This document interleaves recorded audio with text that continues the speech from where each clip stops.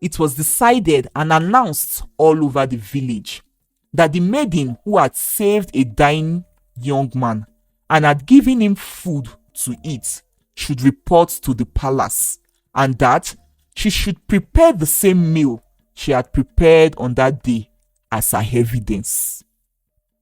Idara's heart skipped when she heard the announcement.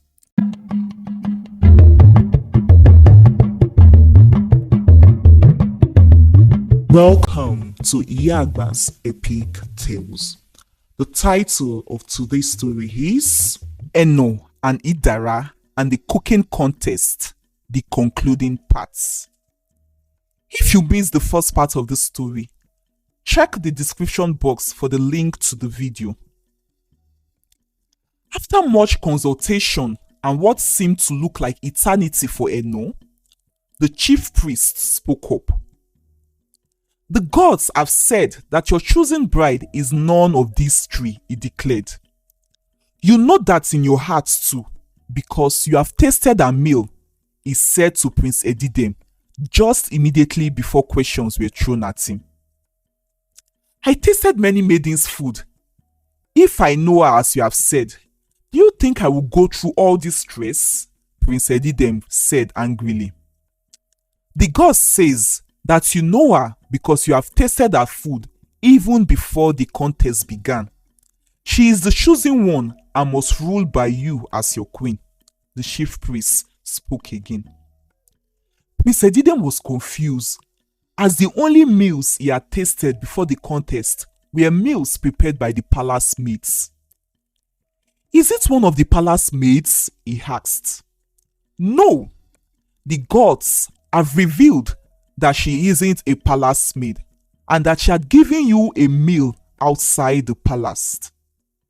Just then, Prince Edidem jumped up and spoke out in excitement. Yes, I know her.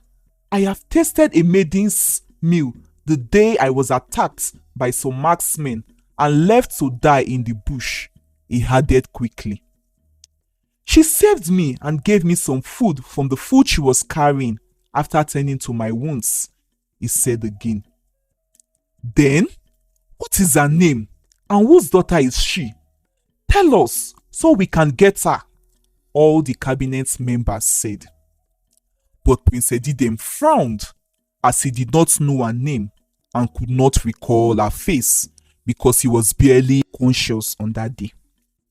The palace guard who were seriously searching for him on that day had found him and brought him back to the palace, even though he had insisted that they waited a little, and that was why he had left before the maiden could return from the stream.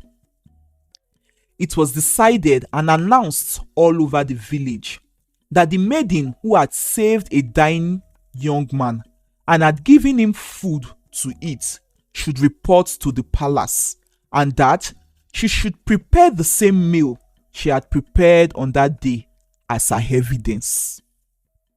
Idara's heart skipped when she heard the announcement, for she knew she was that maiden. She didn't know that the young man she had saved and given food was the prince. Not everyone knew who the prince was, except for the cabinet members and palace staff. According to their tradition, the prince is hidden from the people until the time he was to be made king, and that was why Idara did not know who he was when she had seen him the first time. She was excited as to the thought of being the queen, but immediately she waved it off when she remembered how everyone in the village believes that she couldn't cook a good meal, and that they would convince the prince that she couldn't have been the one they were looking for. However, after much debate in her heart, Idara decided to go to the palace for the second time and present a meal. And as expected, she met a blockade as same guards and cabinet members refused to allow her enter the palace. But luckily for her, the chief priest was around and he came out when he heard noises. He asked that they allow Idara in, and when she did, the prince was able to recall her face. Reluctantly, everyone slowly tasted the food she had brought, and they were elated as to how good the food tasted. Few amongst the cabinet members who doubted that she had prepared the meal herself begged that the prince make her prepare same dish again right in the palace and under their watchful eyes. Prince Edidem obliged. Idara, in the presence of everyone watching her, prepared the same dish again.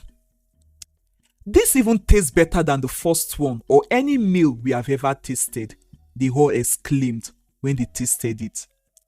And so, after a second consultation from the gods for confirmation, the chief priest announced that Idara is their chosen queen.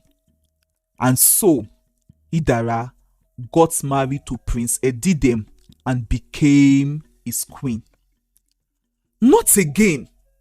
Why does every good thing happen to her alone? Eno cried when she heard it. First, she stole my parents' love and affection from me, and then got Inemesit's attention also, Eno continued.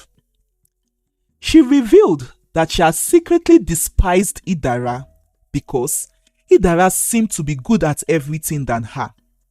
She gets the good things and outshines her all the time, from getting Eno's parents' love to being able to cook better than her, and then getting the attention of Inemesit, who is more wealthy and handsome than Etim.